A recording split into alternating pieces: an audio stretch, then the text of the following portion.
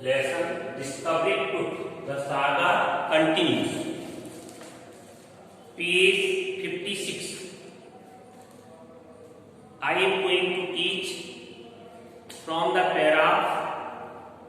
Archaeology has changed substantially in the intervening decades.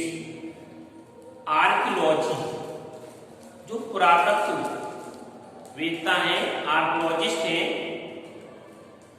तो वो जो पुरातत्व है हैज चेंज सबस्टेंशियली माने काफी हद तक। इंटरवेनिंग डिकेड्स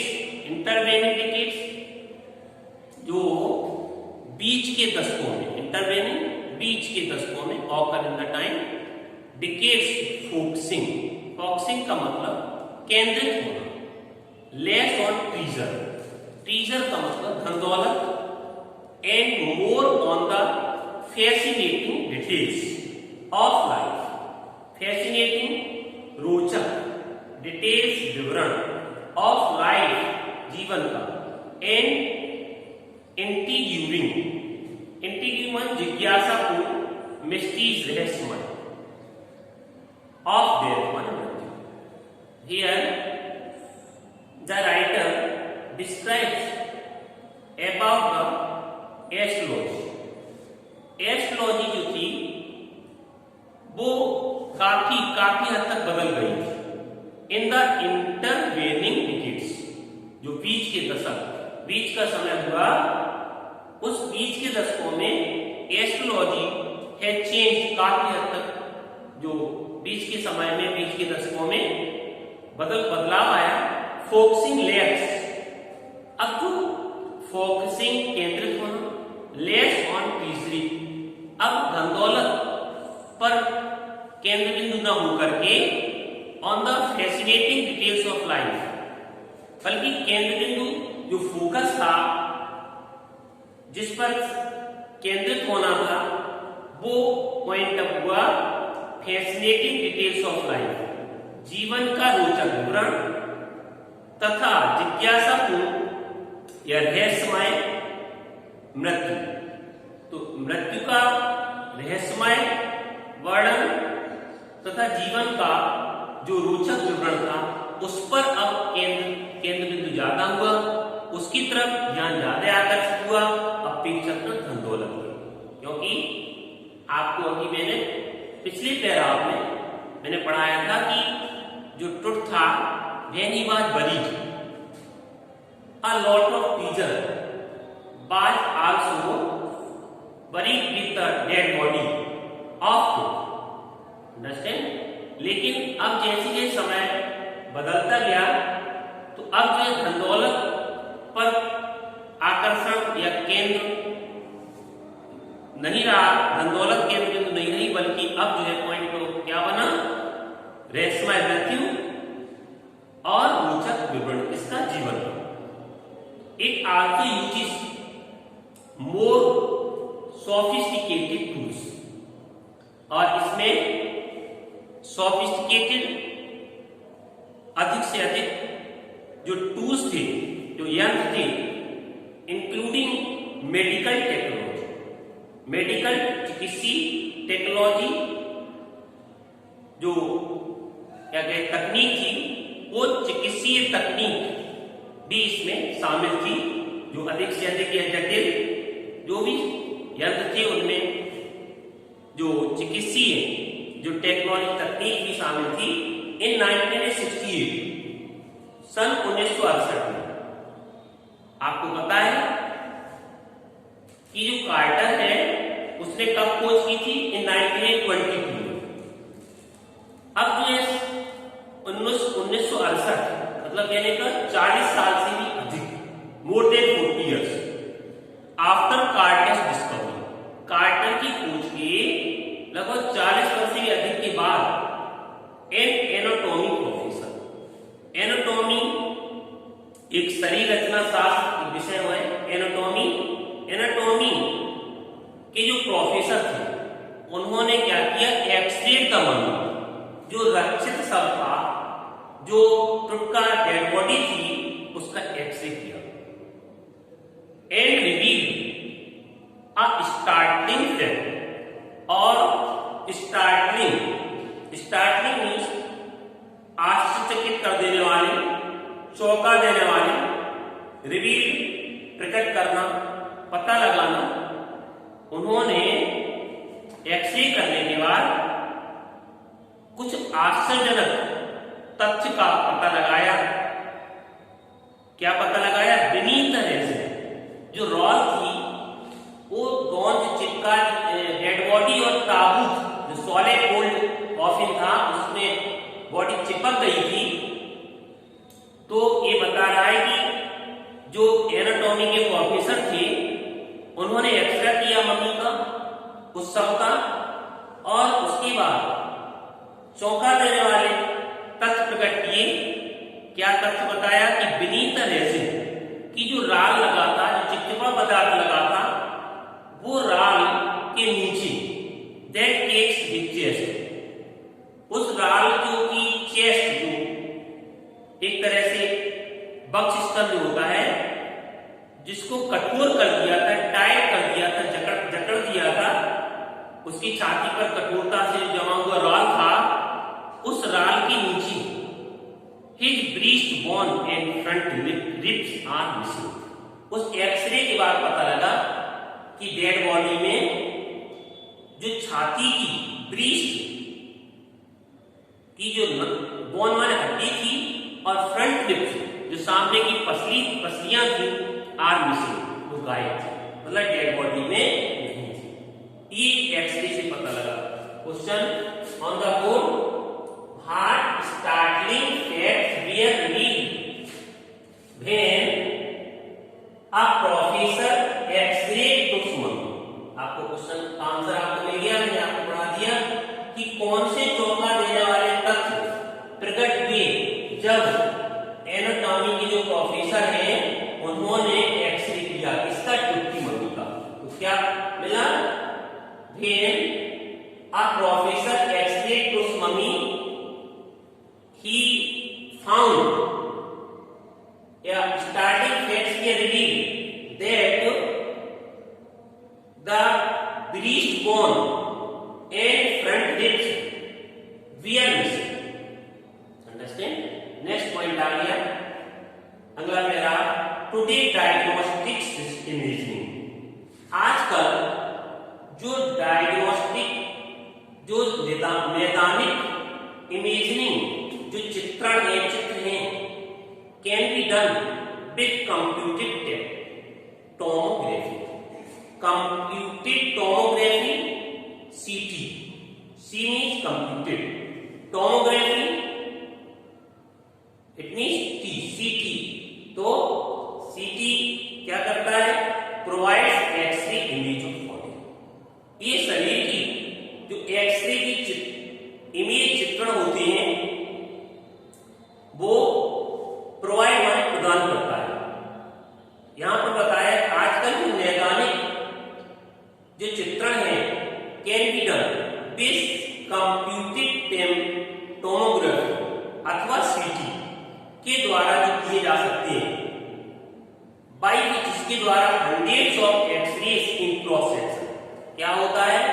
जब सीटी स्कैन होता है तो सैकड़ों एक्सरे इन क्रॉस सेक्शन, क्रॉस सेक्शन तिरछी काट भी कह सकते हैं, अनुप्रस्थ काट भी कह सकते हैं।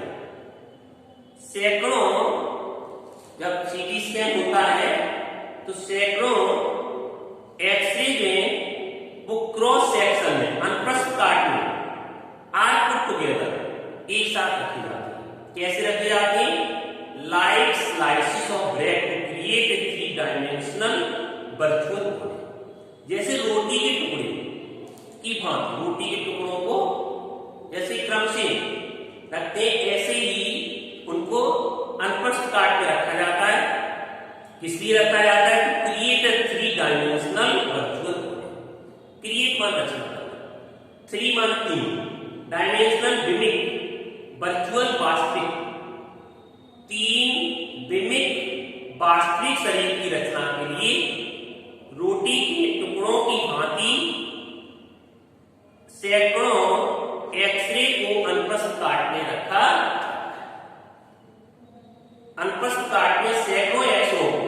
एक साथ रखा जाता है रोटी के टुकड़ों की भांति।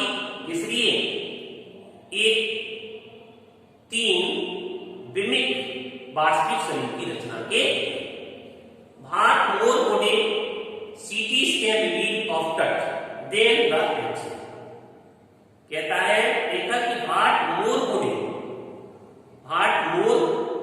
बॉडी सीटी स्कैन, एक जो सीटी स्कैन है वो एक्सरे की अपेक्षा या एक्सरे से बढ़कर क्या बताएगा, क्या प्रकट करेगा? And code it answer two of the biggest question, क्या वह उन बड़े प्रश्नों का जवाब दे सकेगा, दे सकता है? स्टिल लिंगरिंग अबाउट हिम, जो अभी भी उसके बारे में लटके हुए हैं। लिंगरिंग जो अभी भी जो लटके, कौन से क्वेश्चन को चल रहे थे? पहले तो व्हाट वाज हिज और दूसरा हाउ डिड डाई। ये बात कौन स्पष्ट करेगा कि ट्रुथ की मृत्यु कैसे हुई और उम्र क्या थी? ये क्या सीटी स्कैन या एक्सरे से बढ़कर है सीटी स्कैन? ये चीज बताएगा क्या, बता सकता है क्या कि हाउ डिड ही डाई, कैसे मरा वो? And how old was he, कितनी उम्र थी? He at the time of his death, उसकी जब मृत्यु हुई थी। प्रश्न आपके सामने, what does CT scanning do? CT scan क्या करेगा, क्या करता है? When was it used in the case of truth and fight, जब ये ट्रुथ के मामले में इसका क्या हुआ, प्रयोग हुआ और क्यों? बात आप लोग देख रहे होंगे, क्वेश्चन आपके सामने दिया है कि सीटी स्कैन क्या करता है, तो आपके सामने उत्तर भी आ गया कि सीटी स्कैन क्या करता है। एस्ट्रोलॉजी वाले पैराग्राफ से जस्ट नीचे today diagnostic imaging can be done computerly दिया है ना, तो सीटी स्कैन क्या करता है इसमें? तो hundreds of X-rays in cross section are put together like slice और bread to create a three dimensional virtual. Understand? ये इसका उत्तर है कि जब सीटी स्कैन होता है तो सैकड़ों एक्सरेज में अनुपस्थित काट में रोटी के टुकड़ों की भांति एक 3 बिमिक वास्तविक शरीर की रचना करने के लिए उनको एक साथ रखा जाता है। यही उत्तर है कि सीटी स्कैन क्या करता है। CT scan takes hundreds of X-rays in cross section और उसमें they are put together like the pieces कह सकते हैं, है ना, और they are put together to create a three dimensional body. कर लेंगे आप लोग। ये क्यों जरूरी है, पूछ रहा है, आवश्यक क्यों है, ये क्यों प्रयोग किया जाता है? तो ये इसलिए प्रयोग किया जाता है, क्या जानकारी मिलती है सीटी स्कैन से? तो सीटी स्कैन या सच स्कैनिंग, है ना, became necessary to know the age of, तो आप क्या कहेंगे? It is necessary to know the age of at that time when he died, and it is also necessary to know the reason of his death. कब किया गया है इसका प्रयोग? तो आप लिखेंगे it was used in 2005 on. कर लेंगे। इसके बाद में जो डायग्नोस्टिक जो मेथड था ये एक बार used in 2005 on. Next point दिया गया है, फिर आप देखेंगे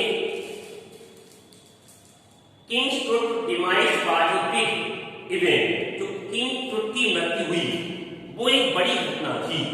even by royal standard. Royal standard का मतलब होता है एक शाही मानक, शाही परिणाम, राशि परिणाम, राशि मापदंड कुछ भी कह सकते हैं। स्टैंडर्ड माने तो राशि जो मानक थे, राशि मापदंड थे, राशि परिणाम थे, उनके द्वारा ये जो राजा ट्रुथ की जो मृत्यु थी वह एक बड़ी घटना थी। He was the last of his family line, क्योंकि जो किंग ट्रुथ था वो अपने परिवार में का अंतिम शासक था। परिवार की लाइन में ही वाज द लास्ट आया था। And his funeral was the death, और उसका जो अंतिम संस्कार था वाज द डेथ रेटिल। रेटिल का यहाँ पर मतलब है एक तरह से शाब्दिक अर्थ डिक्शनरी में तो मरते समय आदमी की हिचकी आती है वो होता है, अंडरस्टैंड। लेकिन यहाँ पर आप ये कहेंगे कि जो उसकी मृत्यु थी, उसका जो अंत्येष्टि थी वो जो है बात है डेथ रेटिल ऑफ डायनास्टी। डायनास्टी माने होता है राजकुल या राजवंश। जो राज परिवार था, राजकुल था, उस राजकुल की अंतिम घंटी थी, अंतिम वो वारिस था, अंतिम राजा था, या ये कह सकते उसकी मृत्यु उस राजवंश का अंत था, क्योंकि उसके बाद कोई there was no other king after the. इसके बाद कह रहे हैं but the particulars of passing away. Particulars का मतलब जो विशेष जो विवरण था उसकी मृत्यु के बारे में, पासिंग अवे माने मृत्यु, and it's after math. After math माने परिणाम, परिणाम आर अनक्लियर। अनक्लियर माने अस्पष्ट, बताता है कि उसकी मृत्यु के बारे में, लेकिन उसकी मृत्यु के बारे में विवरण और उसका परिणाम, क्या परिणाम निकला है ना, ये बात ये अस्पष्ट थी। क्या परिणाम में क्या निकला, बात की घटनाओं में क्या हुआ आगे, ये अस्पष्ट था। कुछ नहीं कहा गया कि व्हेन ही डाइड, कब मरा, हाउ डिड ही डाई, कैसे मरा, व्हाट वाज इट्स रिजल्ट, इसका परिणाम क्या था, nobody knew. Understand, it was unclear, अस्पष्ट। आमेनहॉटेप III, ये उसी का कोई फोरफादर या पूर्वज है, आमेनहॉटेप। आप आमेनहॉटेप भी पढ़ते हैं इसको, आमेनहॉटेप III, ये ट्रुथ्स फादर और ग्रैंडफादर, मतलब क्लियर नहीं है फादर है या अथवा ग्रैंडफादर, पिता या दादा। बाजी पावरफुल फेरो, फेरो मैंने पिछली कल बताया था कि जो भी इजिप्ट में किंग्स होते थे उन्हें फेरो कहते थे। तो बाजी powerful pharaoh who rule for almost 4 decades at the height of the 18th dynasty golden age. तो उनके पिता अथवा दादाजी थे जो आमेनहॉटेप III थे, तृतीय थे, वो एक शक्तिशाली फेरो थे जिन्होंने 4 decades, 1 decade इक्वल टू 10, तो 4 decade 40 साल मान के चलिए, at the height of 18 dynasty golden age, 18वीं डायनेस्टी राजवंश गोल्डन एज, सुनहरे युग, एट द हाइट चरम सीमा। पूरी बात एक साथ कि जो आमेनहॉटेप थे III, उन्होंने जो कि पावर फेरो थे, उन्होंने 18वें राजवंश की सुनहरे युग की चरम सीमा पर 40 साल, इतनी 4 दशकों तक लगभग शासन किया था। हिज सन आमेनहॉटेप II, और वो आमेनहॉटेप का बेटा, Amenhotep III, Amenhotep IV, his son Amenhotep IV, उसका थर्ड का फोर्थ हिज सन बेटा जो है आमेनहॉटेप IV सक्सीडेड का मतलब उत्तराधिकारी बना, मतलब सिंहासन पर बैठा, हिम थर्ड के बाद फोर्थ बैठा, आमेनहॉटेप IV सिंहासन बैठा, and initiated one of the strangest period in the history of ancient Egypt. और उसने इनिशिएटेड माने प्रारंभ किया, वन ऑफ द स्ट्रेंजेस्ट सबसे विचित्र पीरियड माने युग in the history of ancient Egypt, प्राचीन मिस्र में, प्राचीन मिस्र के इतिहास में सबसे विचित्र युगों में से एक का उसने प्रारंभ किया। सबसे विचित्र युग था जो उसका शासन था, द न्यू फेरो, यही है जो न्यू फेरो IV है ना, आमेनहॉटेप IV जिसे न्यू फेरो कहा गया। इसने क्या किया, क्या क्या विचित्र बातें की, the new pharaoh promoted the worship of Aten. ये जो नया फेरो था, नया राजा था, उसने प्रमोटेड उन्नत किया, worship of the atom, atom की पूजा को उन्नत किया, प्रोग्रेस की, एटम की पूजा की, द सन डिस्क, मतलब एटम कौन है, एक सूर्य चक्र है, वहां देवता हुआ करते होंगे मिस्र में, तो उसकी पूजा को प्रमोट किया, उन्नत किया। और क्या किया इसने, चेंज हिज नेम ऑफ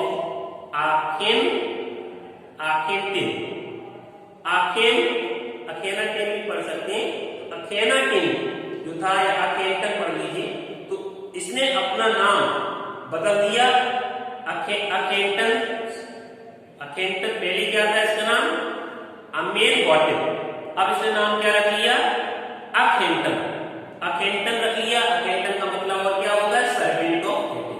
वो जो एटन नाम का देवता है उसका सेवक रख दिया उसने अपना नाम, and move the religious capital, और क्या किया, विचित्र बात है, मूव द रिलीजियस कैपिटल, और जो धार्मिक राजधानी थी, from the old city of Thebes, Thebes की प्राचीन शहर से जो धार्मिक राजधानी थी उसको कहां ले गया, to the new city of Akhetaten, Akhetaten के नए शहर में उसने राजधानी स्थापित की, राजधानी बनाया, नॉन नाउ एस अमरना, उसको अब अमरना कहते हैं, उस नई राजधानी क्या कहते हैं, अमरना कहते हैं। ही फर्दर सॉल्व, और क्या किया उसने, उसने एक हलचल पैदा कर दी, फर्दर सॉल्व माने हैरानी पैदा करना, उसने दहशत पैदा करना, द कंट्री, देश में क्या दहशत पैदा कर दी भाई, अटैकिंग अमन, अमन पर आक्रमण कर दिया। अमन कौन है, एक देवता है वहां पे, अ मेजर गॉड है, स्मैशिंग हिज इमेज, और उनकी मूर्तियों को स्मैशिंग कर दिया, तोड़ दिया, एंड क्लोजिंग हिज टेंपल, उनके जो मंदिर थे वो बंद कर दिए। ये सब काम स्ट्रेंज विचित्र काम किए जिससे सारे देश में दहशत फैल गई। It must have been a horrific time, यह एक डरावना समय रहा होगा, सेड रे जॉनसन, एक रे जॉनसन है जो कि डायरेक्टर है, निर्देशक है एक विश्वविद्यालय के, शिकागो का विश्वविद्यालय है, रिसर्च सेंटर है इन लक्सर, लक्सर स्थान का नाम है, the site of ancient Thebes, site मान स्थान, एंशिएंट थीब्स का मतलब प्राचीन थीब्स, प्राचीन जो शहर था थीब्स, उस थीब्स के स्थान पर एक लक्सर में स्थित एक Chicago research centre, the university है ना, the university of Chicago research centre के जो डायरेक्टर थे उनका नाम था रे जॉनसन। रे जॉनसन ने कहा कि इतना हॉरिफिक डरावना समय रहा होगा, तो एक देवता पर अटैक करना और राजधानी बदल देना, है ना, ये सब स्ट्रेंजेस्ट बात है। फिर उन्होंने क्या कहा, फैमिली दैट हैड रूल्ड, और उन्होंने ये भी कहा ये बड़ा विचित्र समय, बड़ा डरावना समय रहा होगा, और ये भी बताया the family that had ruled for century, कि एक परिवार जिसने शताब्दियों तक शासन किया, was coming to an end, उसका समाप्त हो रहा था, क्योंकि टूट जो है वो लास्ट किंग था, अंडरस्टैंड, समाप्त हो रहा था। एंड देन अखेंटन जो है वो वेंट ए लिटिल वैकी, और अखेंटन वो जो है थोड़ा सा वैकी माने सनकी हो गया था, वैकी मींस सनकी हो गया था। क्वेश्चन आ गया आपके सामने, Kings death was given by royal standard, जो शाही मापदंड या शाही परिणाम था, उस परिणाम के द्वारा ये राजा टुट की जो मृत्यु थी वो एक बहुत बड़ी घटना क्यों थी, तो राजा टुट की मृत्यु इसलिए बड़ी घटना थी, आपको मैंने पहला पढ़ाया था कि Tut's demise was given even by royal standard, because he was the last of his family line, he was the last आयत भी कह सकते हैं, he was the last pharaoh भी कह सकते हैं, या he was the last of his family line, and his funeral was the death rattle of dynasty। कर लेंगे। नेक्स्ट पॉइंट किया गया है अखेंटन went a little wacky, अखेंटन जो है थोड़ा सा सनकी हो गया था, hardy to event such censure माने यहाँ पर आप लोग आक्षेप लिख सकते हैं, है ना, दोष लिख सकते हैं कि ये दोष उसे क्यों मिला, इसमें थोड़ा सा सनकी हो गया था। आपको अभी एक सेकंड पहले मैंने पढ़ाया था कि क्या कारण था कि वह सनकी हो गया था, क्यों सनकी होने का उसके आक्षेप लगाया गया, ऐसा क्या किया जिसे सनकी होने का आक्षेप लगा। तो ये बात तो आपको पता ही है, है ना, क्यों, क्योंकि पैराग्राफ में अभी आपने कुछ बातें पढ़ी थी। एक तो ये बताया था मैंने कि he initiated one of the strange periods in the history of ancient Egypt, मतलब हमें ऑर्डिट थर्ड में लिखा है, उसकी तीसरी लाइन से लिखेंगे। उसके बाद he promoted the worship of the sun disk, इसके बाद he changed his name of Akhenaten और servant of the Aten, ठीक है। इसके बाद he moved the religious capital from the old city of Thebes to the new city of Akhenaten, ठीक है, known now as he swamped the country by attacking Amun in Nizargod, smashing his